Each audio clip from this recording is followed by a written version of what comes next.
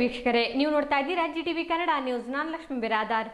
ಮುದ್ದೇಬಿಹಾಳ್ ಪಟ್ಟಣದ ಪ್ರವಾಸಿ ಮಂದಿರದಲ್ಲಿ ವಿಧಾನ ಪರಿಷತ್ ಸದಸ್ಯರ ನೇತೃತ್ವದಲ್ಲಿ ಪತ್ರಿಕಾಗೋಷ್ಠಿ.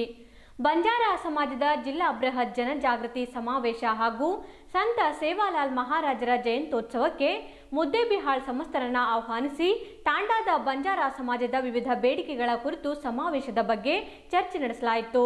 ಮಾರ್ಚ್ 3ರಂದು ವಿಜಯಪುರ ನಗರದ ವಿಬಿ ದರ್ಬಾರ್ ಆವರಣದಲ್ಲಿ ನಮ್ಮ ಬಂಜಾರ ಸಮುದಾಯದ ಆರಾಧ್ಯ ದೈವ ಕುಲಗುರುಗಳಾದ ಸಂತ ಸೇವಾಲಾಲ್ ಮಹಾರಾಜರ 280ನೇ ಜಯಂತ್ಯೋತ್ಸವ ಹಾಗೂ ಬಂಜಾರ ಸಮಾಜದ ಜಿಲ್ಲಾ ಮಟ್ಟದ ಬೃಹತ್ ಜನಜಾಗೃತಿ ಸಮಾವೇಶ ನಡೆಯುತ್ತಿದ್ದು, ಸಮುದಾಯದ ಪರವಾಗಿ ವಿಧಾನ ಪರಿಷತ್ ಸದಸ್ಯ ಪ್ರಕಾಶ್ ರಾಠೋಡ್ ಈ ಕುರಿತು ಮಾತನಾಡಿದ್ರು.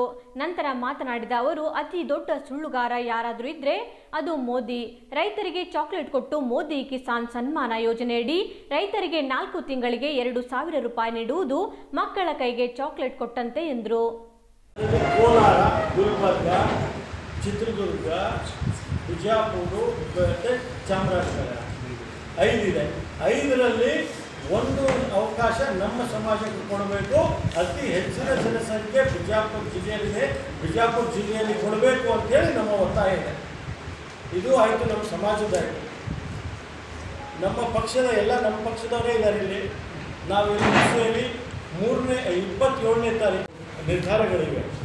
ಅದರ ಪ್ರಕಾರ ಹಿಂದೆ ನಮಗೆ ಅವಕಾಶ ಮಾಡಿದಾಗ ನಮ್ಮ ಜಿಲ್ಲೆಯ ಎಲ್ಲ ನಾಯಕರು ಒಗ್ಗಟ್ಟಾಗಿ ಒಂದಾಗಿ ಯಾರ ಹೆಸರನ್ನ ಪ್ರಸ್ತಾಪ ಮಾಡ್ತಾರೆ ಅವರಿಗೆ ಟಿಕೆಟ್ ಕೊಡಬೇಕು. ಇದು ನಾನು ಆಕಾಂಕ್ಷಿ, ಇಲ್ಲ ಅರ್ಜುನ್ ರಾಠೋಡ್ ಅವ್ರ ಆಕಾಂಕ್ಷಿ, ಇಲ್ಲ ಇನ್ನೊಬ್ಬರು ಆಕಾಂಕ್ಷಿ ಅಂತಲ್ಲ. ಇವತ್ತು ಎಲ್ಲ ನಾಯಕರುಗಳು, ಎಲ್ಲ ಸಮಾಜಗಳು ನಮಗೆ ಆಶೀರ್ವಾದ ಮಾಡಬೇಕಾಗಿದೆ. ನಮ್ಮ ನಾಯಕರು ಆಶೀರ್ವಾದ ಮಾಡಬೇಕಾಗಿದೆ. ಸೊ ನಮ್ಮ ನಾಯಕರುಗಳು ಯಾರಿಗೆ ಆಶೀರ್ವಾದ ಮಾಡ್ತಾರೆ ಅವರು ಅಭ್ಯರ್ಥಿ ಆಗ್ತೀವಿ. ಇವತ್ತಿನ ಸನ್ನಿವೇಶದಲ್ಲಿ ನಮ್ಮ ಸಮಾಜಕ್ಕೆ ಅನುಕೂಲ ಆಗುವಂಥ ವಾತಾವರಣ ಇದೆ. ಅಲ್ಲ, ಈ ಸಮುದಾಯಕ್ಕೆ ಪ್ರಾತಿನಿಧ್ಯ ಕೇಳುವಾಗ ಆಕಾಂಕ್ಷಿಗಳು ಅನ್ನುವಂಥದ್ದು ಬೇಕಲ್ಲ. ಹಿಂದೆ ಪ್ರಕಾಶ್ ರಾಠೋಡ್ ಅವರಿಗೆ ಟಿಕೆಟ್ ಕೊಟ್ಟರು 2 ಸಲ ಅಂತ ಪಕ್ಷ ಮಾತಾಡುತ್ತೆ. ಇವಾಗ ಟಿಕೆಟ್ ಕೇಳ್ತಾ ಇದ್ದೀರಿ, ಯಾರನ್ನು ನಿಂದಿರಿಸ್ತೀರಿ? ಅದೇ ನಾನು ಹಿಂದೆನೂ ಅಷ್ಟೇ, ಹಿಂದೆ ನಾವು ಮಾಡಿದಾಗಲೂ ಅಷ್ಟೇ ಎಲ್ಲರೂ ಆಕಾಂಕ್ಷಿಗಳು. ಹೋದ ಸತಿ ಅರ್ಜುನ್ ರಾಠೋಡ್ ಆಕಾಂಕ್ಷಿಗಳಿದ್ರು, ಹೋದ ಸತಿ ಇನ್ನೂ ಬಹಳಷ್ಟು ಆಕಾಂಕ್ಷಿಗಳಿದ್ರು. ಸೊ ನನಗೆ ಕೊಟ್ಟರು, ನನ್ನ ಜೊತೆ ನಿಂತ್ಕೊಂಡು ಕೆಲಸ ಮಾಡ್ಬೋದು. ಇವತ್ತು ನಮ್ಮಲ್ಲಿ ಯಾರಿಗಾದ್ರೂ ಟಿಕೆಟ್ ಕೊಟ್ಟರು ನಾವು ಒಂದಾಗಿ ಕೆಲಸ ಮಾಡ್ತೀವಿ. ಇವರ ಹೆಸರು ಹೇಳದೆ ನಮ್ಮಲ್ಲೇ ವ್ಯತ್ಯಾಸಗಳು ಬರೋ ರೀತಿಯಲ್ಲಿ ನಾವು ಮಾಡಿಕೊಡಲ್ಲ.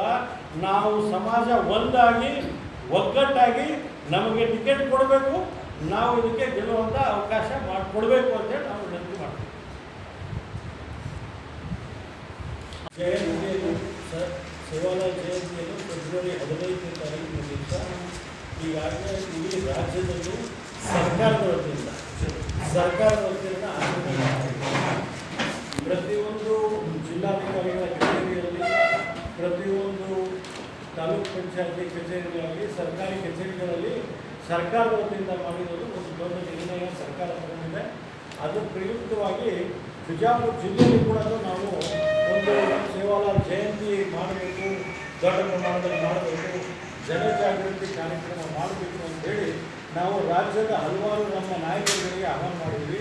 ಈ ಸಮಾವೇಶ 3ನೇ ತಾರೀಕಿಗೆ ದರ್ಬಾರ್ ಹೈಸ್ಕೂಲಿನ ಗ್ರೌಂಡ್ನಲ್ಲಿ ಏರ್ಪಾಡು ಮಾಡಲಾಗಿದೆ. ಇದರಲ್ಲಿ ವಿಶೇಷವಾಗಿ ಪ್ರತಿಯೊಂದು ತಾಂಡದಿಂದ, ಪ್ರತಿಯೊಂದು ಬಿಜಾಪುರ ಜಿಲ್ಲೆಯಲ್ಲಿ ಇರುವಂಥ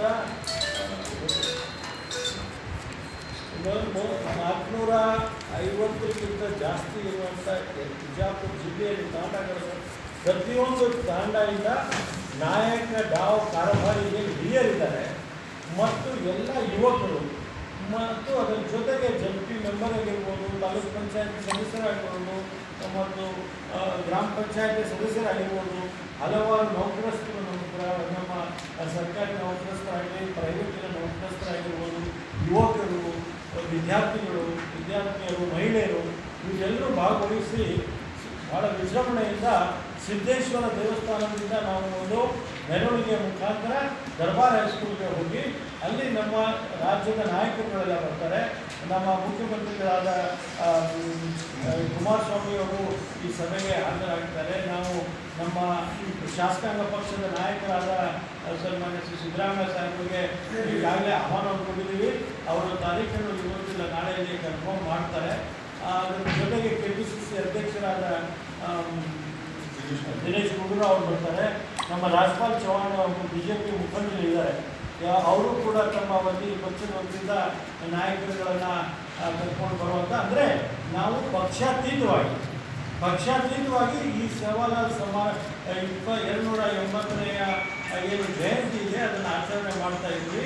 ಅದರ ಜೊತೆಗೆ ಜನಜಾಗೃತಿ ಕಾರ್ಯಕ್ರಮ. ನಮ್ಮ ಸರ್ಕಾರಕ್ಕೆ ಹಲವಾರು ಬೇಡಿಕೆಗಳಿವೆ. ಮೊದಲನೇ ಬೇಡಿಕೆ ತುರಂತವಾಗಿ ಈಗ ರಾಜಕೀಯ ಬೇಡಿಕೆ ಇದೆ. ನಮ್ಮ ಸಮಾಜಕ್ಕೆ ಲೋಕಸಭೆ ಅಭ್ಯರ್ಥಿಯ ಅವಕಾಶವನ್ನು ಹಿಂದೆ 2 ಸತಿ ಕೊಟ್ಟಿದ್ದಾರೆ ಕಾಂಗ್ರೆಸ್ ಪಕ್ಷದಿಂದ.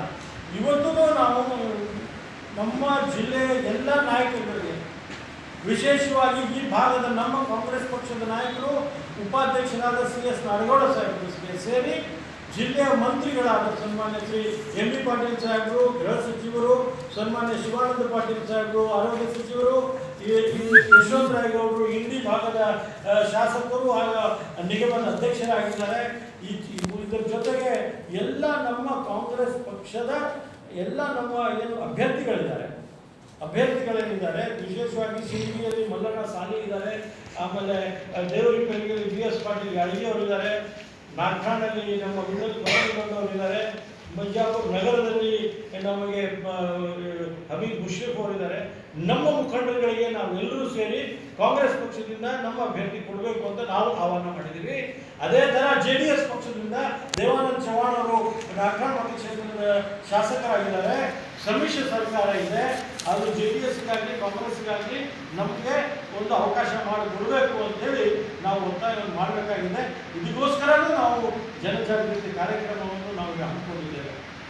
ಮತ್ತು ನಾವು ಎಲ್ಲರಿಗೂ ನಿವೇದನೆ ಮಾಡ್ತೀವಿ, ಪಕ್ಷಾತೀತವಾಗಿ ನಮ್ಮ ಸಮಾಜಕ್ಕೆ ಇಡೀ ದೇಶದಲ್ಲಿ ಎಲ್ಲೂ ಅವಕಾಶ ಇಲ್ಲ. ಆ ಅವಕಾಶ, ಈ ಸೌಭಾಗ್ಯ ನಮ್ಮ ಬಿಜಾಪುರ ಜಿಲ್ಲೆಗಿದೆ. 2 ಬಾರಿ ನಮಗೆ ಟಿಕೆಟ್ ಕೊಟ್ಟಿದ್ದಾರೆ. ಇದರ ಮುಂದಿನ ಸರಿನೂ ನಮಗೆ ಟಿಕೆಟ್ ಕೊಡಬೇಕು ಅಂತೇಳಿ ನಾವು ನಮ್ಮ ಪಕ್ಷದವ್ರಿಗೆ ನಾವು ಹೇಳ್ತೇವೆ. ಅದೇ ಥರ ನಾವು JDS ಪಕ್ಷದ ಎಲ್ಲ ಮುಖಂಡರಿಗೂ ನಾವು ನಿವೇದನೆ ಮಾಡ್ತೀವಿ. ಬಹುಶಃ ಇದರಲ್ಲಿ ಪಕ್ಷಾತೀತವಾಗಿ ನಮ್ಮ ಸಮಾಜದ ಎಲ್ಲರೂ ಸೇರಿ ನಾವು ನಮ್ಮ ಪಕ್ಷಕ್ಕೆ ಇದು ಒಂದು ರಾಜಕೀಯ ಬೇಡಿಕೆ ಎಂಬುದನ್ನು ನಾವು ಇದ್ದೀವಿ. ಇದರ ಜೊತೆಗೆ ಸರ್ಕಾರದ ವತಿಯಿಂದ ನಾವು ಆಭಾರಿಯಾಗಿದ್ದೇವೆ. ಸೇವಾಲಾಲ್ ಜಯಂತಿಯನ್ನು ಇಡೀ ದೇಶದಲ್ಲಿ ಎಲ್ಲೂ ಮಾಡೋದಿಲ್ಲ. ಅದು ಸರ್ಕಾರದ ವತಿಯಿಂದ ಸೇವಾಲಾಲ್ ಜಯಂತಿಯನ್ನು ನಮ್ಮ ಸರ್ಕಾರ, ಕರ್ನಾಟಕ ಸರ್ಕಾರ ಮಾಡಿದೆ. ಇದನ್ನು ಸಿದ್ದರಾಮಯ್ಯ ಸಾಹೇಬರ ನೇತೃತ್ವದ ಸರ್ಕಾರ ಮಾಡಿದ್ದು. ಇನ್ನು ಮುಂದೆ JDSನ ಸಮ್ಮಿಶ್ರ ಸರ್ಕಾರವನ್ನು ಇದು ಮುಂದುವರೆದಿದೆ. ಮುಂದೆನೂ ಇದು ಈ ಸರ್ಕಾರದ ವತಿಯಿಂದ ಆಚರಣೆ ಮುಂದುವರಿಬೇಕು ಅಂತ ನಮ್ಮ ಮಹತ್ವವಾದ ಬೇಡಿಕೆ ಅಂತ ಇದೆ.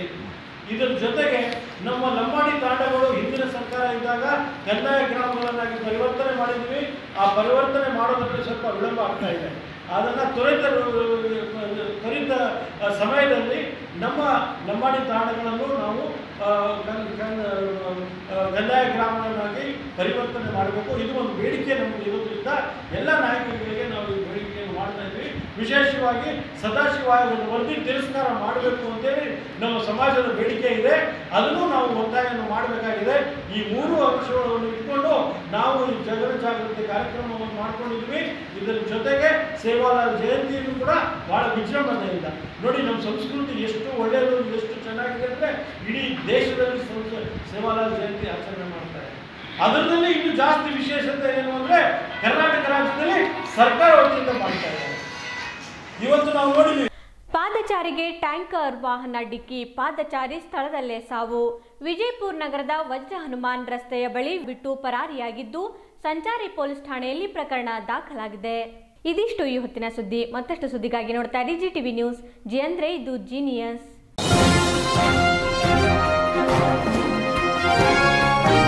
ಇದು GTV ಕನ್ನಡದ ಕೊಡುಗೆ.